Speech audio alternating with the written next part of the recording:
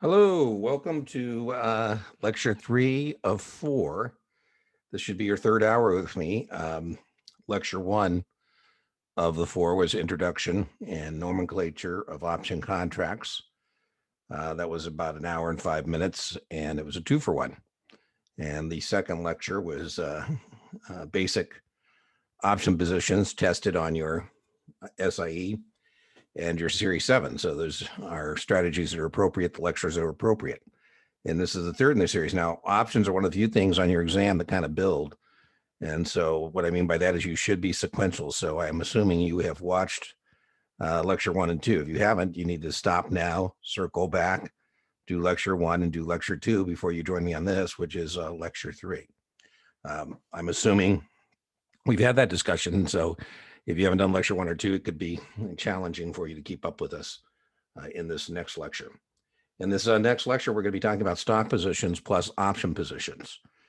Full hedges, where you actually pay a premium for a choice to buy or sell, which gives you the most protection. You know, on the test, they want to say full or effective hedge or partial hedge. They'll say something like, you have a stock position, we'll be doing long or short.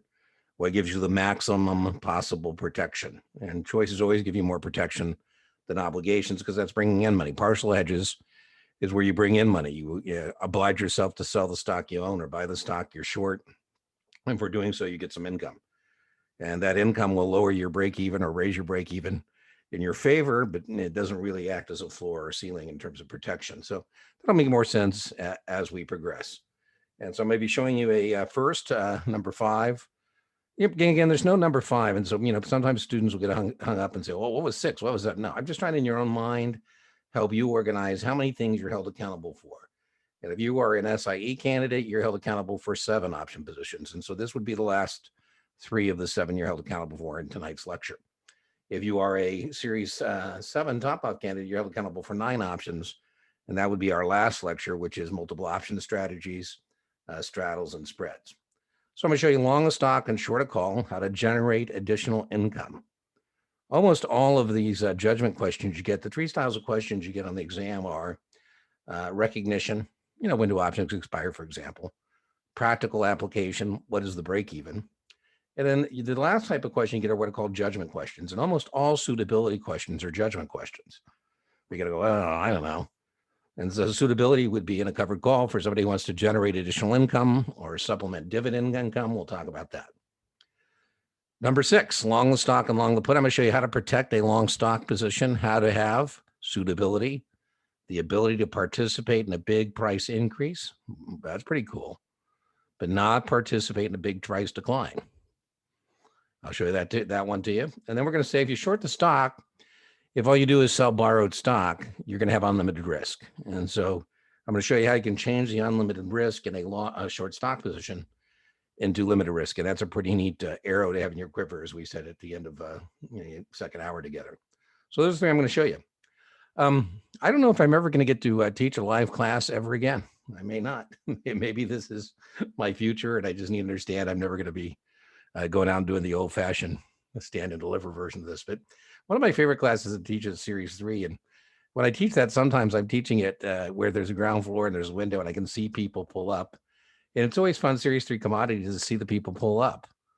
One time I was teaching this guy's about half the class was pulling up in pickup trucks, and they're wearing cowboy hats and boots and got a lunchbox, and they just got through milking some things. The other half of the class are guys in Porsches and pinky rings and Armani suits and wanting to go the most expensive place they can. It's a substantially different thing to be long or short soybean futures. If you're a guy who has soybeans, that's an entirely different proposition. Those are the guys in the pickup trucks. They actually have soybeans or pork bellies, or whatever the case may be. They're not speculating. They're not coming to the options market, or in this case, the commodities markets, to pursue risk. They're going to lay it off. And if somebody's going to lay off risk, somebody's going to have to say, I'll take that risk. And so the 2 players we actually have are speculators and hedgers. And a lot of times candidates either get the speculative strategies and they don't get the hedges, or get the hedges and they don't get the speculative positions. And so it's really important you identify whether the position you're looking at is a speculative position. Remember this from lecture 2 and lecture 4. We haven't done that yet, but People who may end up with the stock through exercise of the option contract, but they don't start with the stock. Those speculators are just betting on the volatility of a stock. They're either buying volatility on the stock or they're selling volatility on the stock. Not testable. By the way, I'll tell you it's testable. So sometimes when people are listening, is that testable? And if it's testable, I'll tell you, we're just having a conversation. And I'm hoping you can rise up on the conversation. And what I'm hoping is that at some point, options sound less and less of a foreign language rather than more and more. If I'm your registered option principal, that's going to be the thing I'm going to ask you about when you come to me. I say, is this guy coming to the options market because he has a stock position and he wants to add an option to it? He wants to marry a put to the stock position, or he wants to generate additional income, or is this a guy who's speculating? Because those are important discussions. It's easier to get somebody to approve to hedge than it is to, get somebody to approve to speculate. Anyway, so here we go. That's a very important answer set. And by way of review, let me get my text thing going here. Let's get some big font. What I'm hoping at some point you're not struggling, that when you look at a long call, let me get my, there we go, that you understand that as a choice to buy the stock at the strike price. So this is a review. I can't imagine any draw in which you're not going to get asked to recognize that. That's a choice to buy at the stock at the strike price. Now, that would be a neat thing to be able to do if you already have a short stock position. That's kind of where we're heading. Let me get smaller fonts so I can actually fit everything in there that I want to say about the position. So that is a choice to buy the stock at the strike price. And so, that's just a review, but that's something, hopefully you're not challenged at some point, because you're going to get that answer set, and that's going to be important when you're not fumbling around with that. As I've mentioned, one of the things you want to get good at is contract specifications. There's two types of contracts, calls and puts. You can buy them or sell them. And so we have 4 basic positions. And then again, I'm hoping that at some point when you're looking at that, you're not fumbling around, that you can look at that rather quickly and say that is an obligation to sell the stock at the strike price. The contract specifications don't change. What does change is break evens, max gains, and max losses on whether we're looking at a stock position and then an option or just a straight option position. If these are just straight option positions, that's, lecture 2. But this contract specifications haven't changed. They never will change. A long call always means you have a choice to buy the stock at the strike price. A short call contract specification always means you have an obligation to sell the stock at the strike price. And as I mentioned before, puts are usually ones that throw people for a loop. That's a choice to sell the stock at the strike price. And this last one is an obligation to buy the stock at the strike price. So that's a very important answer set. I can't imagine you're not going to see that answer set on both the SIE and the Series 7 top op in some fashion. And it's important that at some point you're not fumbling around with those contract specifications. And I had recommended that at some point next to each option leg or series you're looking at, before you do anything, you just look at it. Now, the reason this is important is because we got to figure out what we're going to do. If I've already bought the stock, I'd be interested in selling the stock. If I've already bought the stock, I would be interested in selling the stock that I own. Right? That's what I want to be able to do, is offset. And if I'm short the stock, I want to be able to buy back the stock. And so, we're going to be able to get to a 50-50 based on what the offset would be to the stock position, north of where we're at right now. But at some point that becomes important. All right, so here's the positions I'm going to be showing you in lecture 3 of 4. The stock position and option position. Key point, the stock position always dominates. The stock position always dominates. You can't let the option tail wag the stock dog. Boy, if you're going to do that, you're going to be in all kinds of trouble. And so the stock position is always the dominant thing going on. You got to stay focused on the stock. If you don't stay focused on the stock, you're going to be in trouble pretty quickly. And so the first thing I'm going to show you is a covered call, also known as a buy right. You have to be able to, identify the strategy. That is a test question to be able to identify the strategy. Even if it wasn't a test question, I'm telling you it is. But even if it wasn't, it is. If you can't identify the position, you don't know what to do next. And so that's why that's going to be important to do that. And I'm going to show you the reason you're going to do this one is to generate additional income. In terms of suitability, the reason we're going to be doing this one, I'm going to show it to you, is to generate additional income. That is test phraseology. We'll say a client is interested in generating additional income. What might you recommend? And you'd say, well, I'd recommend a covered call. The vast majority of your test questions, both SIE and Series 7 candidates, are the basic positions, Lecture 2, and this one, a covered call or a buy right. If I'm your ROP, registered option principal, I'm your Series 4, I say, what's this guy want to do? He says, Dean, he owns some stock, and he wants to be able to generate some additional income on that stock. Pretty cool. Along the stock and along the put is the next one I'm going to show you. You know, the foundation of Mark Cuban's fortune is selling broadcast.com to Yahoo for over $1 billion in Yahoo stock. And when he received that stock in that acquisition, if you weren't bullish, you would have sold the stock. You know, Mark said, you know what? It's been a good ride. And he said, but, I don't want to sell the stock. He goes, but you know what? I think I'll buy some term insurance. And so what Mark did was buy puts with his 95 strike price. He established the choice to sell every share of Yahoo he owned at $95 a share. Wow. At expiration, Yahoo was 20. Mark is not going to be selling the Yahoo stock at 20. He's going to be sticking it to people at 95. He's exercised his put contracts. Now, and that was 2010. He paid $200 million in capital gains tax. Woo! Impressive. I don't know him personally, personally. I know him casually. And that was 2010. I said, man, Mark, that is something, $200 million in capital gains tax. He goes, well, Dean, I'm not happy about it. I said, well, you could have done something stupid. Chris Cohan is the guy who owned the Warriors. He had a tax bill he couldn't pay and had to sell the Warriors. And I kind of teased Mark. I said, well, you could have done something foolish.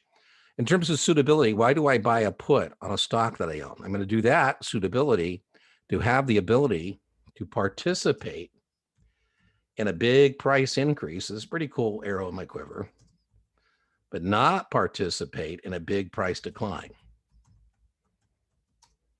Ability to participate. That doesn't look right. There we go. In a big price increase. In other words, I'm not going to exercise the puts. I'm going to show this to you, but I'm not going to exercise the puts. If I could sell in the open market at something greater than the strike, but not participate in a big price decline.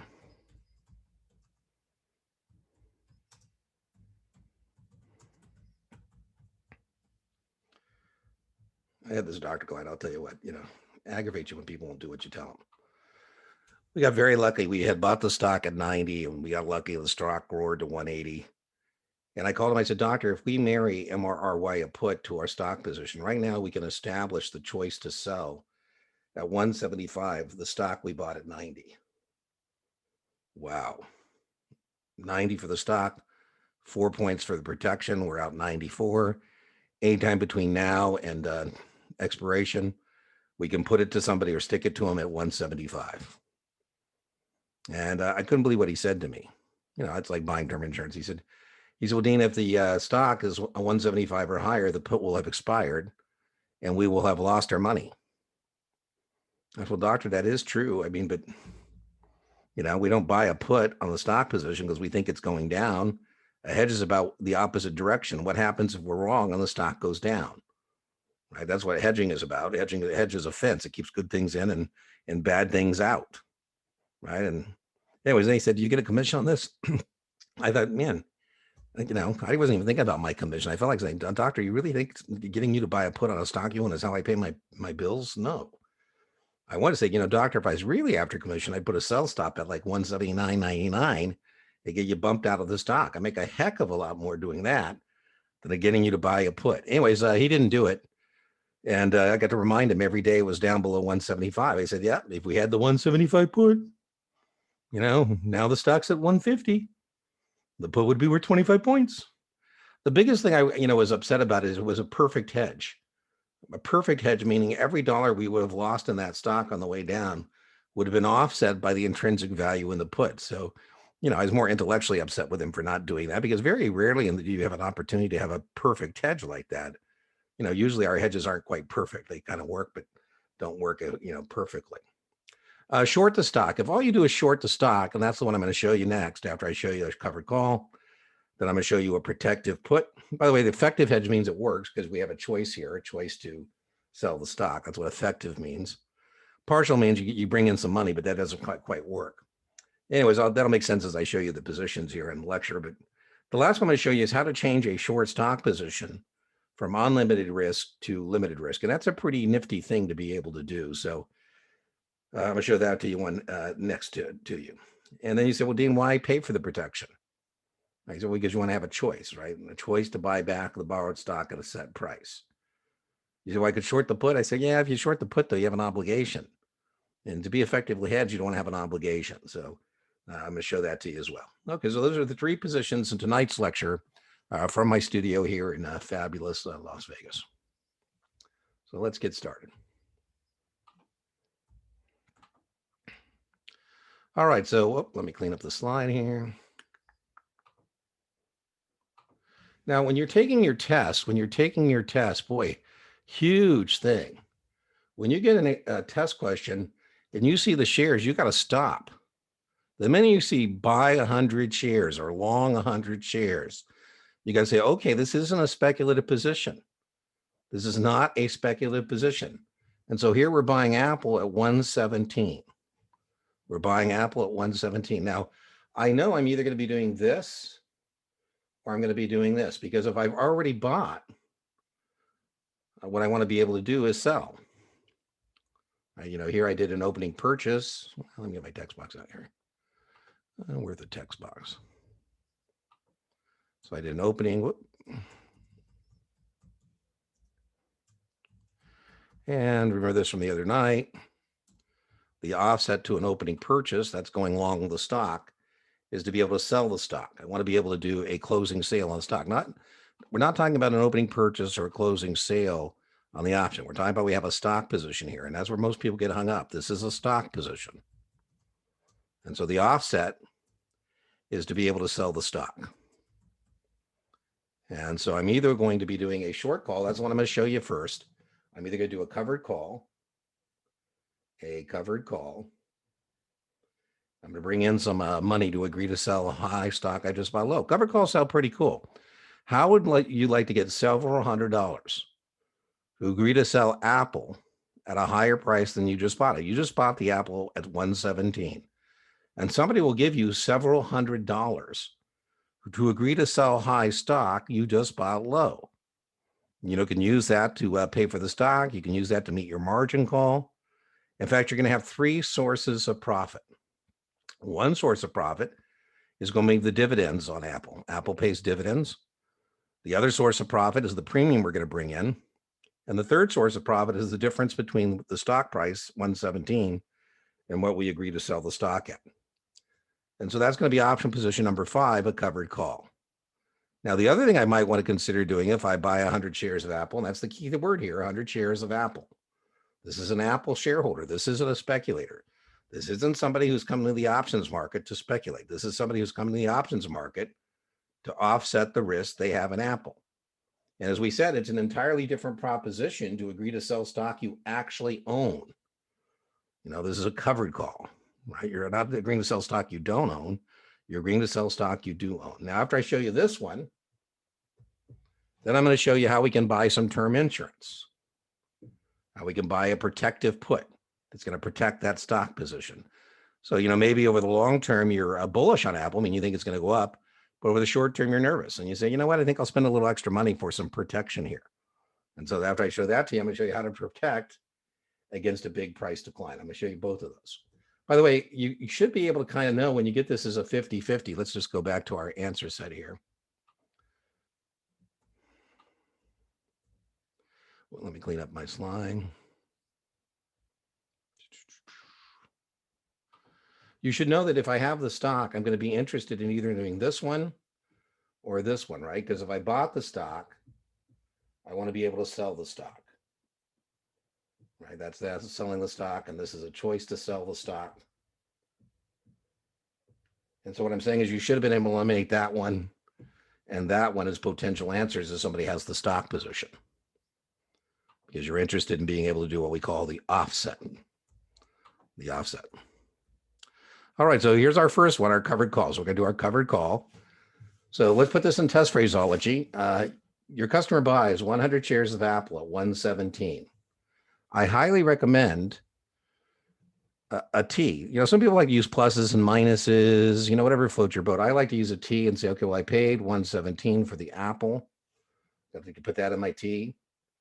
And then I write one Apple March 125 call. Now, I had suggested that what I would recommend you do is anytime you get an option is underneath that leg, right? What is that? There's an obligation to sell the stock at the strike price. That's what that is. You know, this is our third hour together. So at some point between now and test time, hopefully you're not struggling with that. And so here you brought in 11 points. It's kind of bueno. Somebody said they'd give you 11 points to agree to sell at 125. Apple, you bought at 117. That's pretty cool. That you brought in 11 points to agree to sell at 125. You can either memorize break-evens, and the break-even in a covered call test question is stock cost less premium. This is the one time and the one time only. This is the one time and the one time only that we have a stock position, or call, call. It's not call up. You know, as I mentioned, most people either get the hedges and the speculative and not the speculative hedges. And we spend all that time on call up. This is the one time and the one time only that it's going to be a subtraction on a call. So we paid 117 for the Apple stock. We brought in 11 points to agree to sell the Apple at 125. Now, remember, if you don't want to memorize break-evens, I'm showing you a covered call.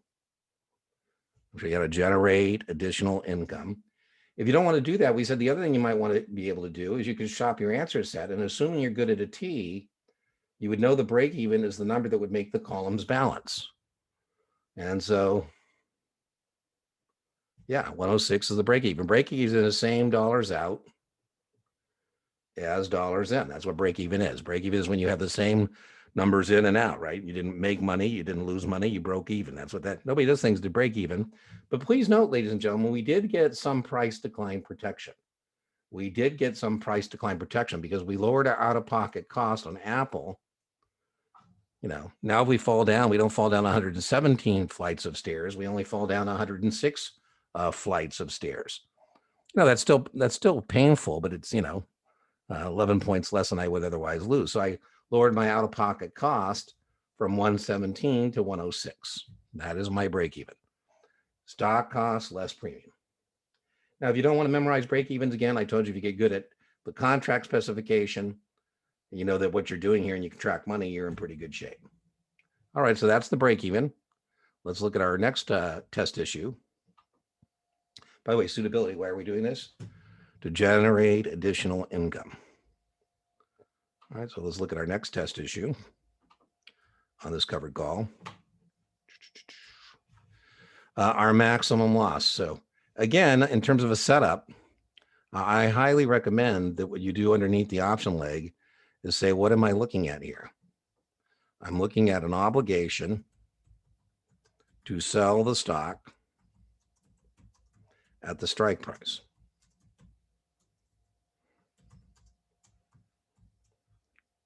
That's what it is. That's an obligation to sell the Apple strike price. Please note, it's stock I actually own. That's an entirely different proposition to agree to sell stock I own. You know, in lecture 2, we were agreeing to sell stock we didn't own. We were doing a naked call. This is a covered call. So we paid 117 for the Apple stock. We brought in 11 points on the option contract. And if Apple goes to 0, I lose $117 on the stock position, but I get to keep the 11 points. This customer is still unhappy This customer is still unhappy. Now, there's a lot of ways to think of this again. You could think of it as when the stock goes from the break even to zero, when it goes from 106 all the way to zero. Because remember, we lowered our out-of-pocket cost on this thing down from to 106. Another way you could think of it is $106 a share. And then remember, we're talking about one contract governing 100 shares.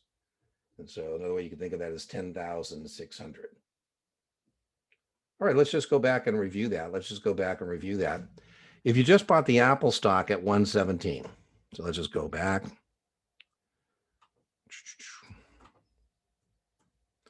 If that's all you did was buy Apple at 117,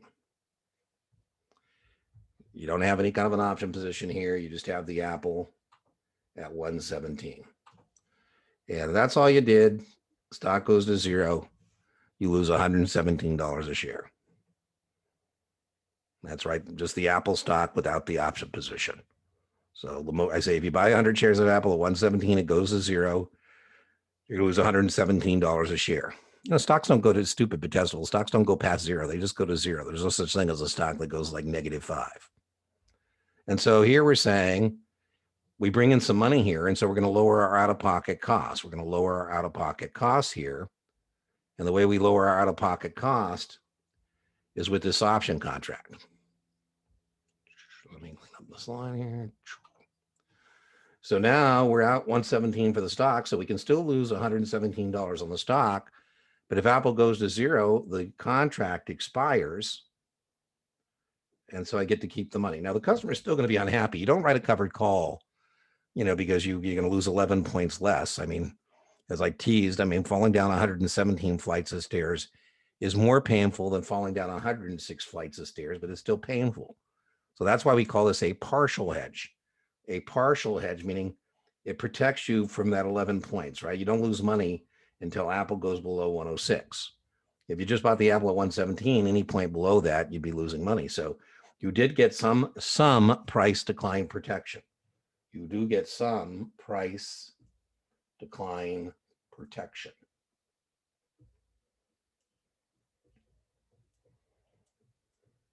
I apologize. I don't know why my annotation tool likes to write straight lines when I do that. Anyway, so you do get 11 points here of price decline protection. Not while you do it. Not while you do it.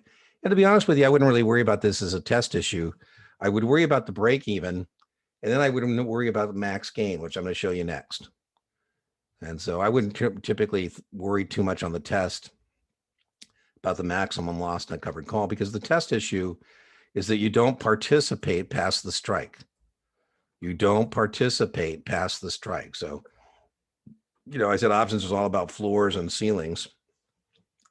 And so we paid 117 for the Apple. Let's just do our setup. You always want to be practicing your setup. So hopefully you've been practicing your T's and your ability to track money in and out of the account. So here we bought 100 shares of Apple at 117. We brought in 11 points for the option. And then you remember here, you've obliged yourself. I said I would always be able to do that. You have an obligation to sell the stock at the strike price. You know, if you didn't want to sell the Apple at 125, you shouldn't run that call contract. You know, I used to make every customer sign a big boy or big girl letter when they're writing call options, whether they're writing naked calls or they're writing covered calls. Do you understand that when you get exercised, you're going to be delivering Apple at 125 and Apple's somewhere north of that? Otherwise, you wouldn't be getting exercised. And so, you know, you're going to have to deliver the Apple at 125. And so you don't participate past the strike. You don't participate past the strike. That is the most you're going to be bringing into your account. That is the most you're going to be bringing into your account. Now, another way you could think of that is you could think of this as from the 17 to 125, 8 points there, right? The difference between that, I make 8 points on the stock. I get the 11 points on the premium. And so I make, 19 points, 12 on that. And then 11 from the, that would be 12, 8, and 11. Yeah, 19 points. Yeah. My arithmetic, by the way, they offer you a calculator. I would use it. My arithmetic is terrible. So let me, in fact, get my calculator. Yeah, Dean says, hey, you want to give me a calculator? Thank you very much. I'll take a calculator. Anyways, the test question here is to recognize that one of the disadvantages of a covered call is you don't participate past the strike price. So, here I'm out 117 for the stock. I brought in 11 points for the option. So ultimately I'm out of pocket 106 and I have to sell the stock at 125. And so I don't participate past the strike price. That is very much a test issue that when you write this covered call, you don't participate. Now they sound pretty cool though, remember, because there's three sources of profit. Here I say, hey, how would you like to agree to sell high stock you just bought low? You bought the Apple at 117 and somebody give you $1,100, 11 points to agree to sell high stock you just bought low. So that's pretty cool. You're going to get $1,100 there. Plus you get the difference between 117 and 125. That's your money to keep as well. And then remember, Apple pays dividends and that's your money as well. So now we have three versions of a covered call. We have three versions of a covered call. The three versions we have of a covered call is we have bearish covered calls.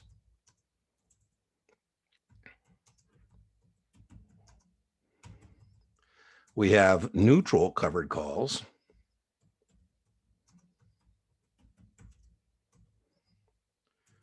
And we have bullish covered calls. A bearish covered call is when you agree to sell at less than the current market price. So if I bought 100 shares of Apple at 117, I agreed to sell it at 115. That would be a bearish covered call. That's when I'm agreeing to sell it at less than the current market price. A neutral covered call is when I agree to sell it at the strike price, at the same as what I bought it for. So if I buy the Apple at 115, I sell a 115 call. That's a neutral covered call. And what we're looking at here is a bullish covered call because we've agreed to sell the Apple at 125 and the Apple's at 117. This is a bullish covered call. By the way, I would get more money for the lower strike. Remember, lower strike call contracts always have greater premiums. And so I would get more money for that. But again, I'd have to give it up sooner. And so the more bullish I am, the higher the strike I'm going to write. The less bullish I am, the lower the strike I'm going to write.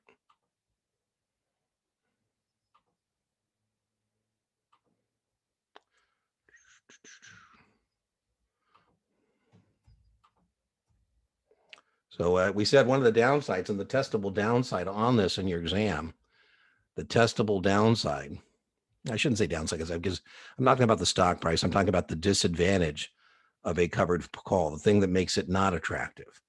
The thing that makes a covered call not attractive is you don't participate past the strike price. We bought the Apple at 117. We've agreed we're going to sell it at 125. And so we don't participate past that strike price. And that's when people get upset, right? When Apple right now, if you were a technical practitioner, you could see when Dean created this deck because Apple right now is not 117. When Dean did this deck, made this deck, Apple was 117.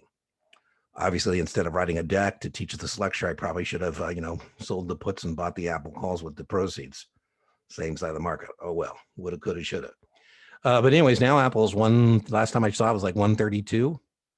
And so, this customer is going to say, oh, man. I said, well, yeah, but remember, 132 is still okay because remember, you got 11 points there. So, we're still okay if Apple doesn't go above 136. Above 136, we shouldn't have sold this call contract. I mean, hindsight, it's always easy, right? But, because if we sell the Apple at 125, we got 11 to do so. The effective price we got for the Apple was 136, but that is good as it gets. I don't participate past the strike price. And so that is the test question, is to recognize you don't participate past the strike price. One other testable thing, here before we move on. Yeah, let me get my text box here. The only opening sale that you can do without opening a margin account, all short positions, you remember opening sales or sale, depending on what time you're doing, is used to establish or add to a short position. And all short sales must be conducted in a margin account. The only testable exception to that is I will let you do an opening sale on a covered call. So the only time you're going to be able to write that call and not open up a margin account write this option contract and not open a margin account as if you own the stock. I'll let you do this in a cash account. But if you're just going to, buy an Apple March 125 call, if you're doing a speculative option position, you would have to open up a margin account. So this is the example of that. So covered calls, a covered call can be done in a cash account. What we're trying to say there is that you can't do a opening sale on anything other than this in a cash account. You'd have to open up a margin account. All right, let's see. So that was option position number 5. Let's see what else. Do we have anything else to say that? Yeah. Hey, listen, I pulled this from the SIE FINRA has a wonderful SIE practice exam. The content is very, very good. And I think it gives you good flavor and weighting of the actual SIE exam. So, it's not the actual exam, but it's pretty good. If, one of the biggest sins you can commit is not exhausting all the performance opportunities, all the questions that you have available to you. Sometimes I'll be surfing the, chat rooms and so forth, and I'll be finding people are talking about, can I get away with just buying the QBank, or can I buy the class and not the QBank, or the QBank and not the class, or the manual? I've been using his book. I'm like, man, why would people, buy it all? I mean, you're investing your career, but why not, if you're, going to do that, why not take advantage of what's available to you? I've been thinking about it in one of our, lectures in the future, just explicating actually opening up that practice exam for the SIE and, sharing the screen and going through it and talking about it. And I think it'd be worthwhile.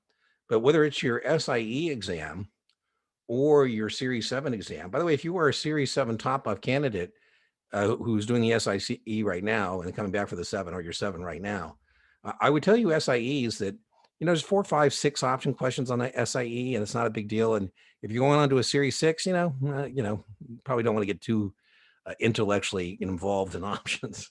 But if you're going to come up back and take a 7, then you might want to just lay that base, because, learn it once, get tested twice, and you're going to have, more than 20 questions on options, a lot of them being suitability. So it's worthwhile your time if you're on your way to a 7 and you're in the SIE to do that.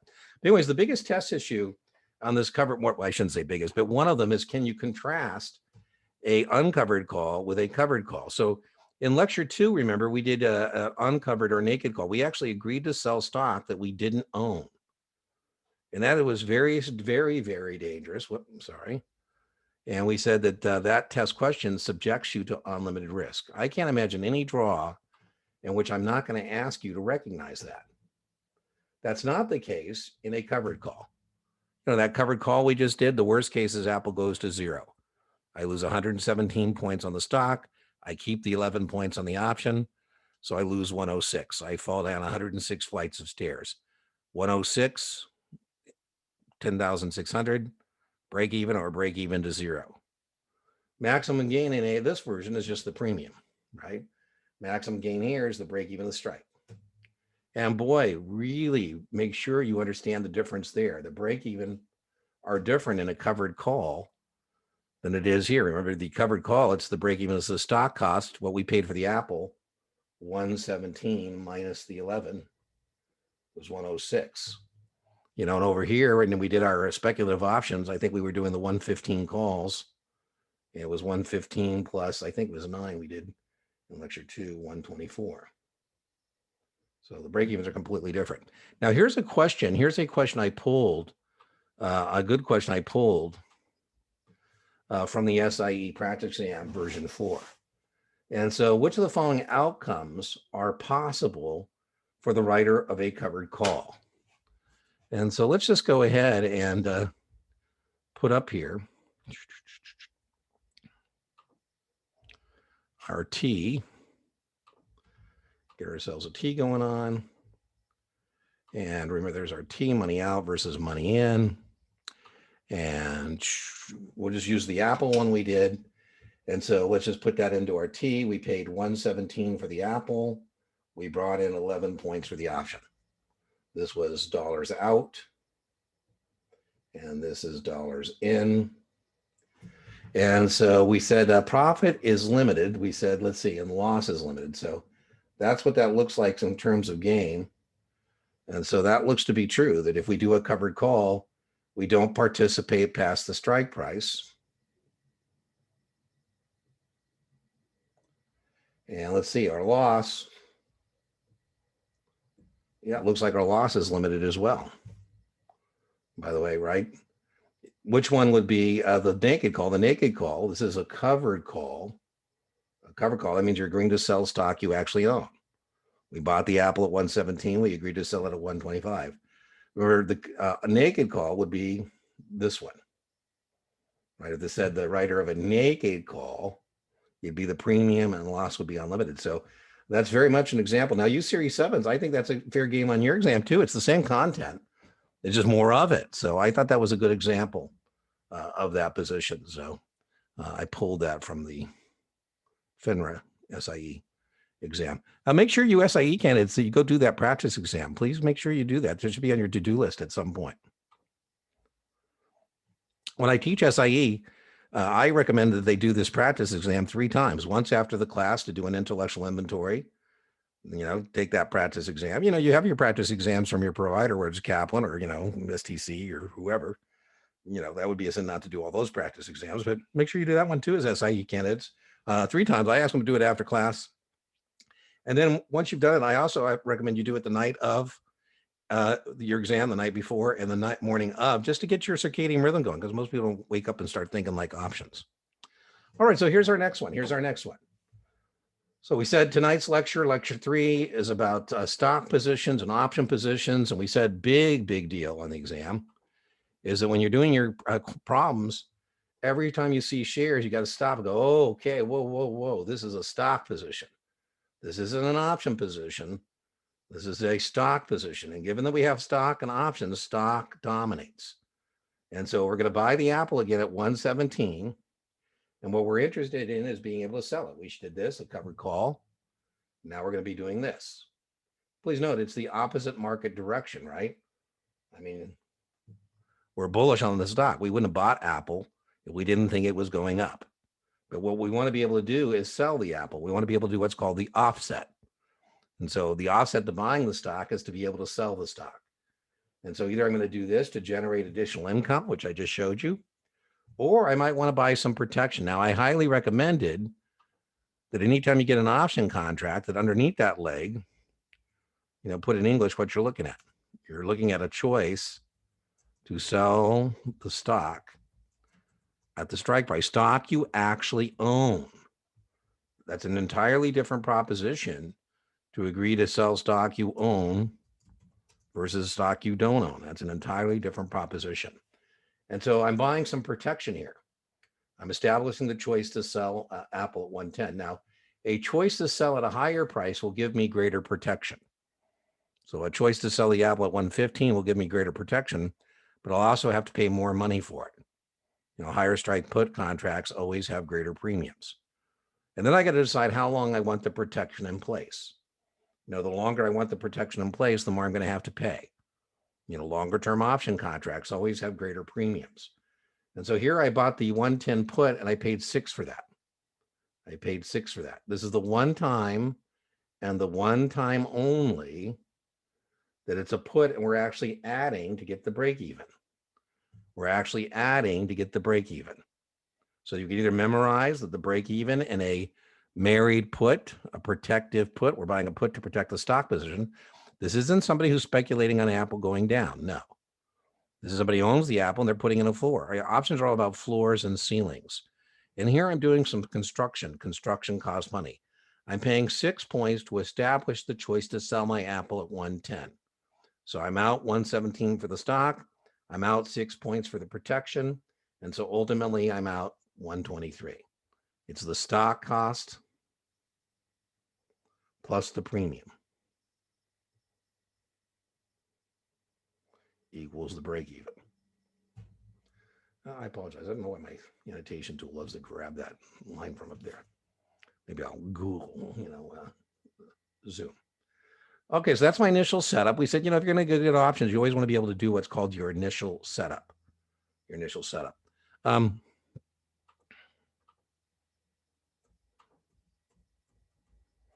Just going back here, and we said this was an important answer set. So, we said we're long the app. Whoops, sorry about that. We said that we are long the Apple stock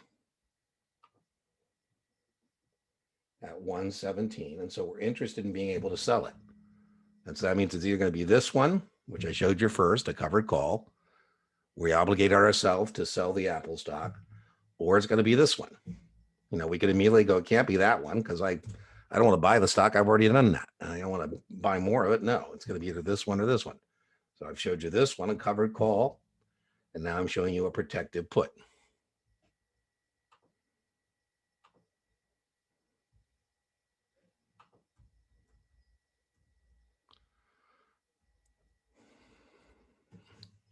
So here's where we're at.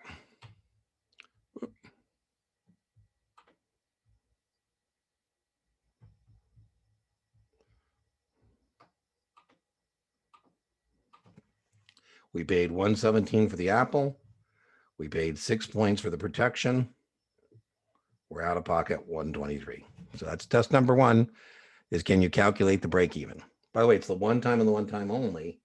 It's not put down. It's not put down. If this was just an Apple put, it'd be 110 minus 6 put down. But this is not a speculative put on Apple. No.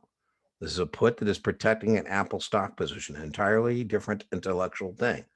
So, it's either a speculative position or it's a hedge. So when you are doing your exam, you get the 100 shares, you got to say, okay, this isn't somebody who's using the options market to speculate. This is somebody who's coming to the options market to lay off risk.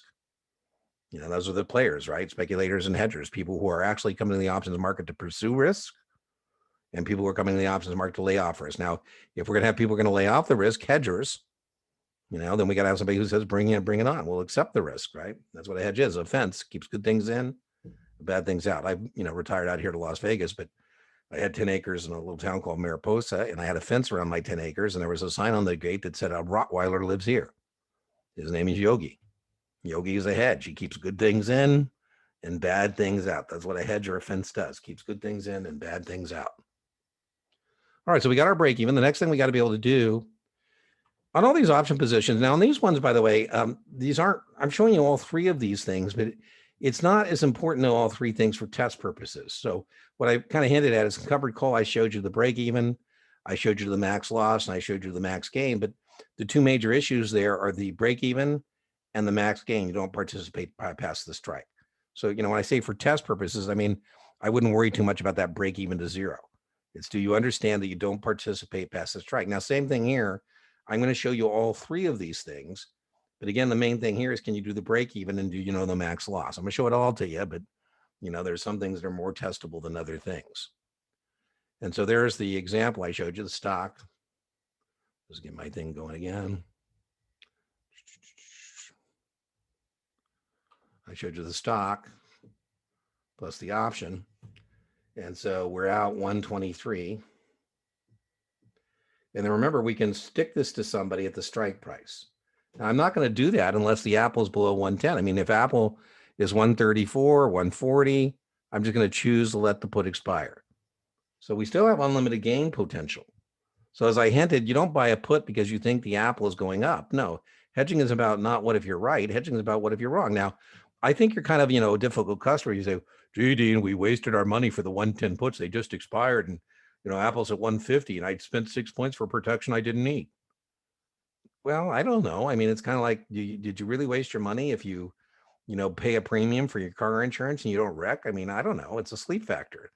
You're not buying the put because you want Apple to go up and you have unlimited gain potential. That's not why you're doing that. You're doing it because it protects against a big price decline. So intellectually, what's going on here is not that you want the Apple to go up. You're bullish on the stock, certainly, but you're buying the put just in case. You move the floor from 0 to 110. And that's pretty cool. Let me show you that. And that is the test issue here. The test issue here is you paid 117 for the Apple. You paid 6 points for the protection. Anytime you want, you can stick it to somebody at 110. So that's pretty cool. That is pretty cool. The most you can lose is the break even to the strike price. Without that hedge in place, you could go all the way to 0, right? Let's just, right, if all I did was buy Apple, that's what it would look like when Apple goes to 0. But with this put in place, Right now I have a choice to sell the Apple. I have a choice to sell the Apple at 110. Pretty cool. I have the ability to participate in a big price increase, but not participate in a big price decline. Pretty cool. Pretty cool. The maximum loss is the break even to the strike. Now, again, as I warned you in our previous lecture, this is lecture 3 of 4. For you Series 7 candidates, if you go down the memory road, the amount of things you're going to have to memorize is going to continue to compound. And so I'm not sure you want to memorize things or you want to get good at a T. If you get good at a T, which I've been kind of suggesting, if you get good at, specifications and you can track money. So in other words, you're not struggling that you paid 117 for the stock. You paid 6 points for the protection. And you're not struggling that is a choice to sell the stock at the strike price. Then ultimately you don't really need to memorize anything. You can just say, okay, well, I'll exercise my put. And then you don't have to memorize as much stuff. So, I would tell you, in this lecture, you get to choose, I guess. I mean, listening to a bunch of different voices can be confusing. And so, as I've said over and over again, it's a buffet. And, if you don't like something in the buffet, don't put it on your tray. I'm a OG, been doing this a long, long time. And so I'd give thought if you're going to do some alternative method. And I'm fine with that as long as you're getting the right answers. And I used to say, at least when you pass your SIE or you pass your Series 7, you get to move on. Yours truly is stuck here permanently in SIE Series 7 Fantasyland. But I've kind of done a 180 on that because, I know that a lot of people out there now are telling people, well, it's just the test and you got to learn it for the test. And, I get into it sometimes with people and I say, well, wait a minute, a wrong answer on the test is a wrong answer in the real world too. So, I'm a little more real world focused, hopefully still helpful on your exam, but also telling you how this works outside of the exam. And when I get into people, people who, are my peers about this, the thing that keeps coming up is, well, Dean, do they really need to understand? I go, I don't know if they do, but, if you understand it and the lights go on, then you get 100 on options. And so, that's kind of my spin on it. And it's kind of like Tinder, right? You can swap right or swap left to swipe left, depending on, if there's a match or not. And so I am a little more focused on, the reality, but still this test question. The test question is, can you come up with this 13 points here? That's the test question. So, let's just be clear about that. All right. So I'm showing you this right here. And that's our position. And why do we do that? To protect against a big price decline, but still be able to participate in a big price increase. And that's pretty cool to be able to do that. Pretty cool to be able to do that. Here's another one that I pulled. Well, let's finish this one up. So there's what I just showed you, right? With the, I did that with my pen, but there it is. Here's another one I pulled from the practice exam from the SIE. Another good example of this type of a test question. Again, you Series 7 candidates, this is the same kind of a question you can encounter. So there's no difference in terms of content. Well, there is, but on the basics are the same on the SIE, and these strategies are the same on the SIE as they are in the Series 7. Again, the distinction is how many performance opportunities and what depth. And so what I'm saying is this question could just as well show up on a Series 7 top-off as it shows up in the SIE practice exam version 4. So here's one I pulled, and I really like this one because, again, I said, boy, when you see this in your exam, you got to say, okay, this is not a speculator. This is not a speculator. This is somebody who owns the stock, and they own the stock at 35. They own the stock at 35. And then it says they buy a 35 put for 3. They buy a 35 put for 3. Now, if you don't catch that this is not a speculative position, you're going to say, oh, put down, strike price less premium. The break even is 32. Now, if that was just an ABC, January 35 put at 3, that would be correct, but that's not what that is. That is not a speculative long put. No, that is a protective put. That is a put that is protecting the stock position. That is a put that is protecting the stock position. And the break even in this position is the stock cost plus the premium, what you paid for the protection. And so your break even in this position is 38. By the way, you could just shop the answer set and you know the break even's got to be a number. If you plug it in here, you plug that in, you go, well, that don't work. So it can't be that one, right? You plug in 32, that doesn't work. You need a number that if you plug it in there would make the columns balance. Because that's what break even is. So that's a pretty good example of something you might see on your exam. What else might I ask you? So we paid 35 for the stock. We paid 3 points for the protection. And so we're out 38. What's my max loss here? What's my max loss? Not the test question. The test question here is what's the break even? The break even was 38. Right? It says the customer will break even when the stock is selling at what price per share at expiration? 38 was the answer. But, we have this here, so let's just, use it to answer the question. Another question. What's another question I could have asked you based on this? What is your maximum loss? Your maximum loss is your choice to sell here. Your maximum loss is the break even to the strike price. So they would have asked you the maximum loss. That would have been 3 points on that one. So I'm going to ask you, why do you do this? Test question. You do this to have the ability to participate in a big price increase, but not participate in a big price decline. All right, so those are our option positions, our two big ones. And so that was a long stock. The only stock positions you can have at a broker-dealer are long the stock and short the stock. And again, when your exam, you see that, you'll say, okay, this is not a speculative position. This is a, stock position. And here I'm short the stock at 117. A couple potential test questions here. Whether I want to borrow money or borrow securities from my broker dealer, I have to have a margin account. Now, in most businesses, when you sell things you don't own, it's called fraud, but not in our business. It's called selling short. And so what I'm going to do is I'm going to call my broker dealer and say, I want to borrow 100 shares of Apple. Be very clear here. I didn't say I want to borrow money. I want to borrow stock. And so I'm selling borrowed stock. They said, well, Dean, let us call stock loan and see if we have somebody at our firm who signed the loan consent form. Somebody who's long the Apple shares and said it would be okay if the broker dealer lends it to other customers who want to go short. So I have to first locate the security, make sure that I can borrow it. I'm not supposed to initiate the short sell until I borrow the stock. They say, hey, Dean, good news. We do have a customer who has 100 shares of Apple in his account long and has indeed signed the loan consent form. Test question, the loan consent form is an optional piece of the documentation of a margin account.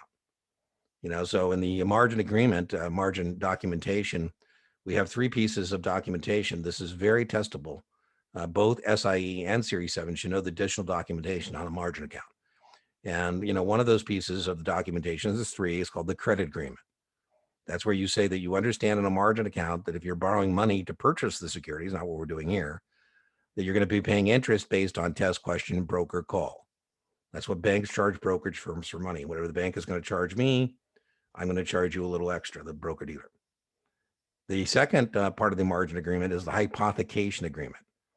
That's where you say that you understand that when you borrow money to purchase securities, that you're going to be pledging your securities as collateral for the loan. And so that means your securities test question are going to be in street name, the name of the broker dealer. So if you don't fulfill your responsibilities, we can sell you out. If you go to my LinkedIn profile, you can Google Dean Tenney, or on the YouTube channel, there's a link to my LinkedIn profile. I post current events with testable content. And something I posted last week was the collective debit balance is kind of scary, or at a record high of $700 billion, that customers borrowed $700 billion from their broker dealers and pledged their securities as collateral for the loan. That too is mandatory. And then the third document is not mandatory, and that's what we're discussing now, the loan consent form. And so they say, Dean, we were able to borrow 100 shares of Apple. I say, sell it short. So I received $117 for selling the stock I don't own.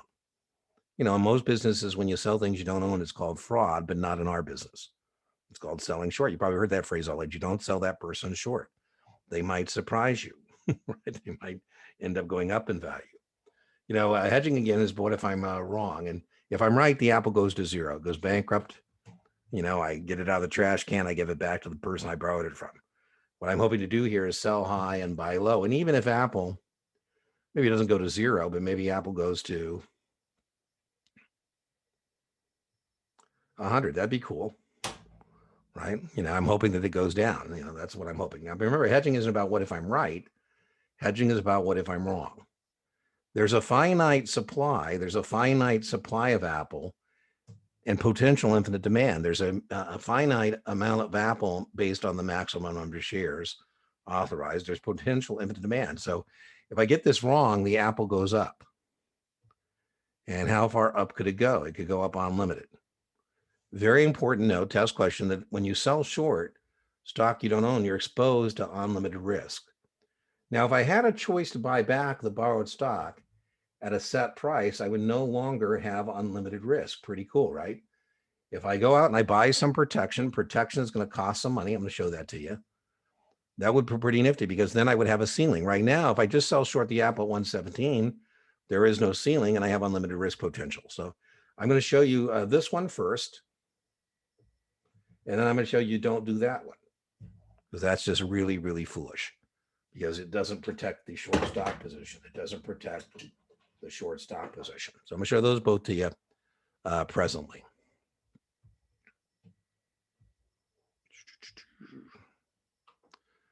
This is our 3rd hour together. I guess we're going on our 4th hour together. As promised, I think I'm got my webcam in a better spot. So what else did I told you at some point I'd redo those first 2 lectures. That's probably a little bit ways off in our future, on the channel. But this is our 3rd lecture. We're coming down the home stretch here. So courage, icy land. So we've done this. And so now I'm going to show you that. I'm going to show you that. And we will call it a night. All right, so this is what I'm going to show you first. We bought sell short the Apple at 117, and now we buy. Now, I had recommended to you that every time you get an option leg, that underneath that options leg, you might want to write what you're looking at. And boy, this guy's pretty smart. This is a pretty smart customer here. He's established a choice to buy back the borrowed stock. That's a choice to buy back the borrowed stock at the strike price. That's a pretty smart thing to be able to do because now you've actually put in a ceiling here. You paid 4 points for the protection. You paid 4 points for the protection. Now, again, the break-even is the number that makes those columns balance. That's not really a big deal on the test. The break-even here is 113. Who cares? The maximum gain is the stock goes to 0. Who cares? When I say who cares, I mean for test purposes. Who cares? Because you're right, and that's not why you did this. You didn't do this because of the break-even. You didn't do this because of the max gain. You did this, and it's a recognition test question, is because you no longer have unlimited loss potential. That's why you did this, is you're no longer exposed to unlimited risk. Now, let's see if I gave us another slide here. Yeah, there we go. So here we bought the Apple. We sold short the Apple at 117. We established a choice to buy back the borrowed stock at 4. So, if Apple goes to 150 or 170 or 180, anytime I want, remember I can offset. And that's the test question. Not so much can you tell me what that maximum loss is at 7 points. Who cares for test purposes? It's do you recognize that the position no longer has unlimited risk? And so that's a really, really neat quiver to have in your, arrow in your quiver to be able to change a short stock position. In my career, I've actually told somebody who shorted, done something foolish and short the stock, say, listen, I'm not going to do that unless you buy a protective call to, protect the position. And the person sometimes said, well, I'm not approved for that. I said, I'm approving you right now. What you want to be approved for is to buy calls on stock you're short. Smart, not a problem. You're approved.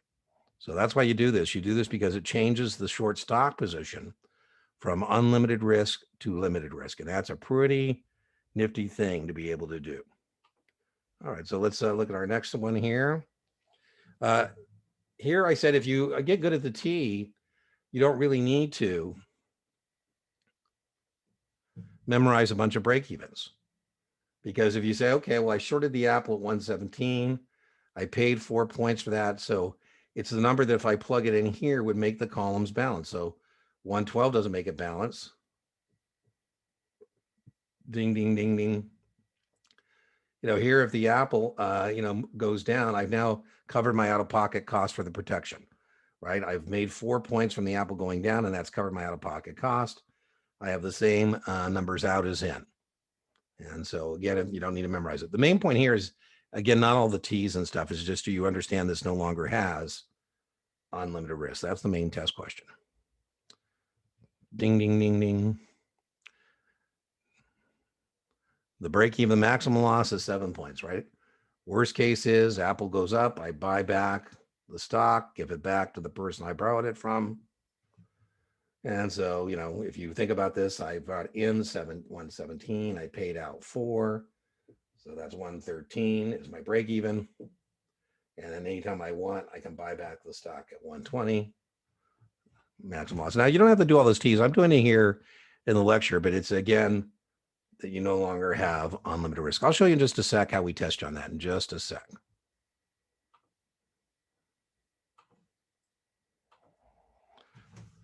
Don't do it. Don't do it. Don't do it. This is very foolish. Now, again, I highly recommend when you see this, you say, oh, man, this is a stock position. This isn't an option position. This is a stock position. The other thing I said that I would do is every time you get something like this underneath, I'd write, what are you looking at? And right out of the gate, this is a problem because this is an obligation. And to be effectively hedged, you don't need obligations, you need choices. And so this is an obligation to buy the stock. You don't want an obligation. That's not what you want to protect this position. You want to have a choice. A choice. Now, you brought in some more money here, and that's kind of cool. You brought in another 5 points here.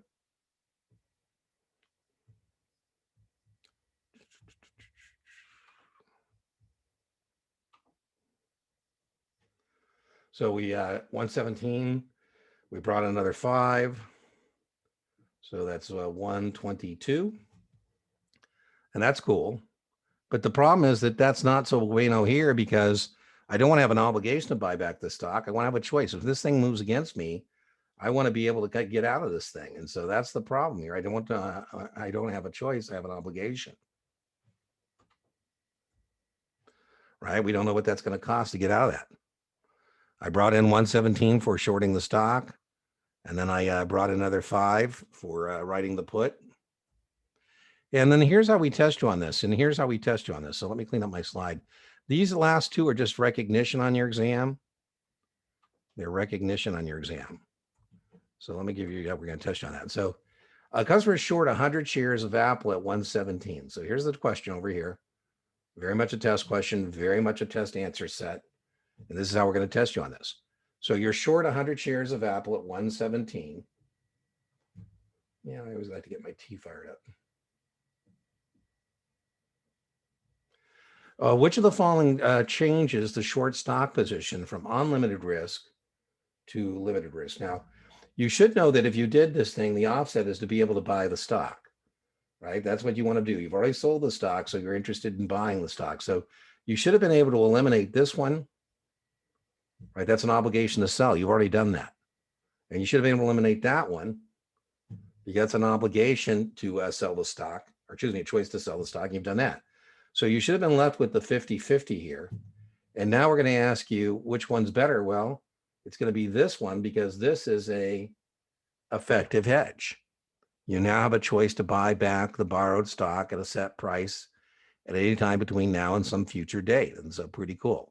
So the answer to this one is A. Now, another way we could say this on the test, we could have said just the same answer set. They could have said, your customer is short 100 shares of Apple at 117. Which of the following provides the best or most protection? Which of the following provides the most or best possible protection? You'd say, well, the best possible protection is always having a choice. And again, the choice here I need is a choice to buy back the borrowed stock. Right, so I don't know what they could say. Let me show you another one here. Again, as I mentioned, this is not so much the T's on the test, it's more recognition.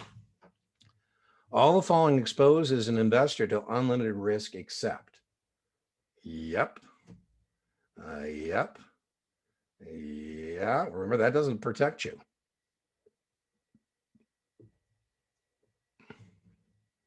That's another way we protect you, test you. So as I mentioned, this last one, these last short stock positions are just recognition. I've shown you all the T's, but it's mainly just recognition. So by way of review, I showed you in lecture 2 these. Tonight we did lecture 3. I showed you all of these ones, right?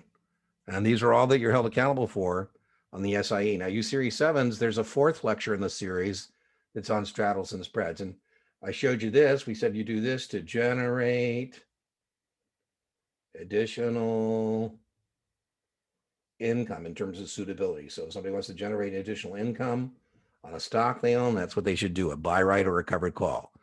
And we said they don't participate past the strike price. And then I showed you this one, and we said you do this one, suitability, to be able to participate in a big price increase.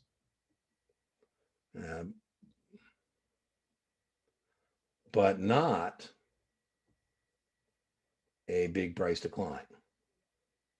Showed you that one. And then I showed you this one, and we said, boy, that's just smart. And we showed you how to change a short stock position from unlimited risk to limited risk.